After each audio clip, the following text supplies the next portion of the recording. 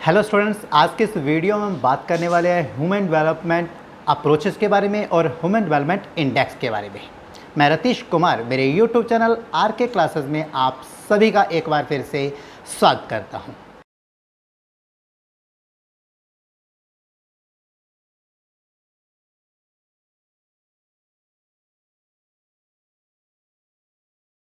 Hello students, last video में हमने human development के बारे में बात किया था कि मानव विकास का मतलब क्या होता है, यानी कि किसी भी क्षेत्र या किसी भी देश में रहने वाले लोगों के सामाजिक और आर्थिक स्तर को बढ़ाना। आज हम बात करने वाले हैं कि किसी भी क्षेत्र का जो मानव विकास होता है उसको मापने के कई तरीके होते हैं, जिन्हें हम ह्यूमन डेवलपमेंट अप्रोचेस के नाम से जानते हैं। वैसे तो विश्व में बहुत सारे ऐसे तरीके अपनाए जाते हैं जिससे लोगों के जीवन स्तर को मापा जाता है, लेकिन आज हम कुछ विशेष प्रकार के जो अप्रोचेज हैं उनके बारे में बात करने वाले हैं। सबसे पहले अगर हम बात करते हैं तो सबसे पहली जो अप्रोच है वह है इनकम बेस्ड अप्रोच, यानी कि इनकम अप्रोच। इस अप्रोच के नाम से ही क्लियर है कि इसमें आय को आधार बनाया गया है और ये अपने आप में एक सबसे पुराना तरीका है जो किसी भी देश के में रहने वाले लोगों का जो मानव विकास जो सूचकांक है उसको मापने का एक तरीका होता है। इसमें ऐसा माना जाता है कि जिस समाज के लोगों का प्रति व्यक्ति आय ज़्यादा होती है, यानी कि इनकम ज़्यादा होती है, उन लोगों का जीवन स्तर है वो काफ़ी बेहतर होता है। उन्हें लगभग सभी प्रकार की मूलभूत सुविधाएँ उनको प्राप्त होती है। जबकि जिन देशों की अगर बात करते हैं या जिन क्षेत्रों की अगर बात करते हैं यहाँ पर प्रति व्यक्ति आय कम होती है, वहाँ पर ऐसा माना जाता है कि उनको जितनी भी मूलभूत जो ज़रूरतें होती हैं वो प्राप्त नहीं हो पाती है। इसका मतलब सीधा सा मतलब कि यहाँ इनकम ज़्यादा है, वहाँ का मानव विकास सूचकांक ज़्यादा देखने को मिलेगा, जबकि जिन क्षेत्रों में इनकम कम होती है वहाँ का मानव विकास कम देखने को मिलेगा। इसलिए अगर हम एग्जाम्पल के तौर पर अगर मानते हैं तो यूरोप के ज़्यादातर देश जो हैं वो आर्थिक रूप से काफ़ी संपन्न है, यानी कि वो विकसित राष्ट्र हैं। यही वजह है कि वहाँ के लोगों का जो मानव विकास है वो कहीं बेहतर है, जबकि अफ्रीका, दक्षिण पूर्व एशिया या लैटिन अमेरिकी देशों के अगर बारे में बात करेंगे तो वहाँ का मानव जो विकास है वो काफ़ी कम देखने को मिलता है, क्योंकि यूरोपीय देशों की अपेक्षा इन क्षेत्रों का जो प्रति व्यक्ति आय है वो काफ़ी कम है। जबकि दूसरी अप्रोच के बारे में अगर बात करते हैं, यह है वेलफेयर अप्रोच। इस अप्रोच का सीधा जो इन्वॉल्व रहता है वो किसी भी देश की सरकार का इन्वॉल्व रहता है, यानी कि किसी भी सरकार के द्वारा समाज में रहने वाले लोगों को किस प्रकार की सुविधाएं दी जा रही है। ये जो अप्रोच है, ये अप्रोच सीधा बताती है कि इससे समाज में रहने वाले लोग बिल्कुल निष्क्रिय हो जाते हैं, क्योंकि सरकार के द्वारा कम कीमतों पर या कहीं तो ऐसा भी होता है कि बिल्कुल मुफ्त सुविधाएं उपलब्ध करवाई जाती है, जिसकी वजह से लोग कार्य करना बंद कर देते हैं। इसका प्रभाव उन लोगों के सामाजिक और आर्थिक स्तर पर भी देखने को मिलता है। जबकि तीसरी जो मेजर जो अप्रोच है वह है बेसिक नीड अप्रोच। ये जो अप्रोच है ये इंटरनेशनल लेबर ऑर्गेनाइजेशन की देन है। इस संस्था के द्वारा माना जाता है कि प्रत्येक व्यक्ति, हमारी पृथ्वी पर रहने वाले प्रत्येक व्यक्ति की कुछ बेसिक नीड्स होती है। हम बचपन से पढ़ते आ रहे हैं भोजन, वस्त्र, मकान के बारे में। इसके अलावा भी हमारी कुछ बेसिक नीड्स होती हैं जो मनुष्य को मिलनी चाहिए, मानव को मिलनी चाहिए, जैसे अच्छी education, medical facility, sanitation, fresh water. ये कुछ ऐसी बेसिक नीड्स है जो हर व्यक्ति को मिलनी चाहिए।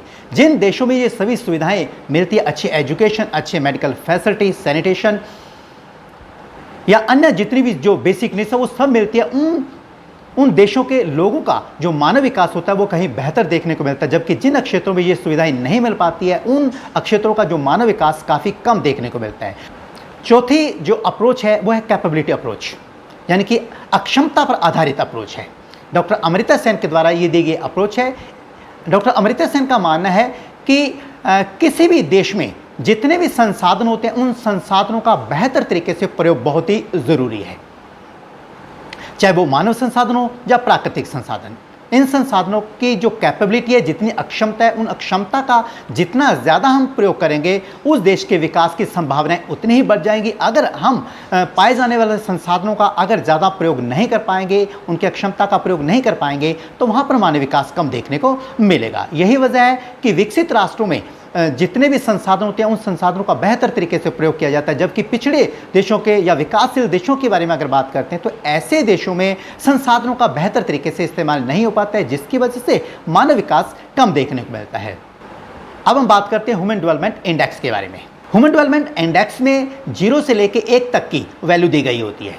किसी भी देश में मिलने वाले लोगों को विभिन्न प्रकार की जो सुविधाएं होती हैं उनके लिए अलग अलग पॉइंट्स दिए जाते हैं, अलग अलग रैंक दिए जाते हैं।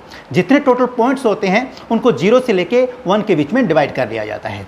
जिन देशों का जो सूचकांक या स्कोर जो 0.8 से ज़्यादा रहता है उन देशों का ह्यूमन डेवलपमेंट जो इंडेक्स रहता है वो काफ़ी हाई रहता है।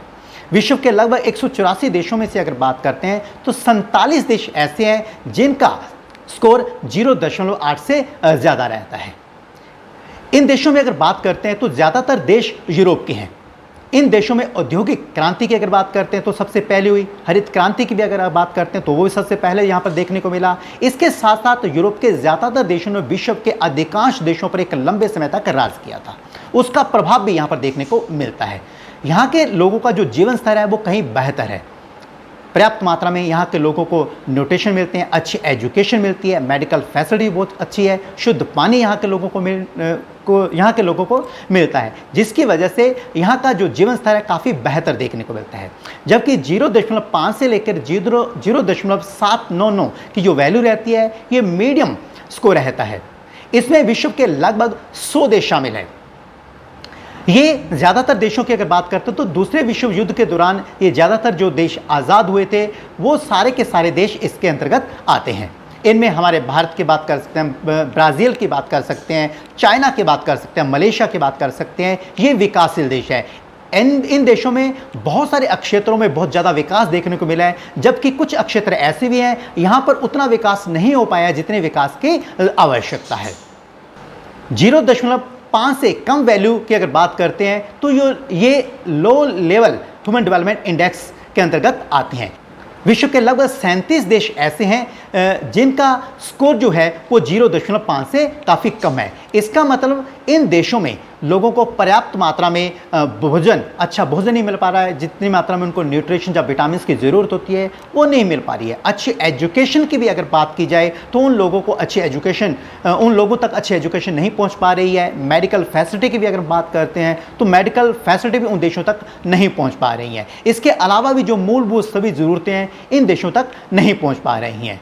नेक्स्ट स्लाइड में विश्व के टॉप 10 कंट्रीज़ के बारे में बताया गया है कि जिनका जो ह्यूमन डेवलपमेंट इंडेक्स जो है वो बहुत ज़्यादा हाई है। इनमें देखेंगे कि ज़्यादातर जो देश है वो यूरोप से संबंध रखते हैं, जैसे Norway, Australia, Switzerland, Netherland, United State, Germany, New Zealand, Canada, Singapore, Denmark.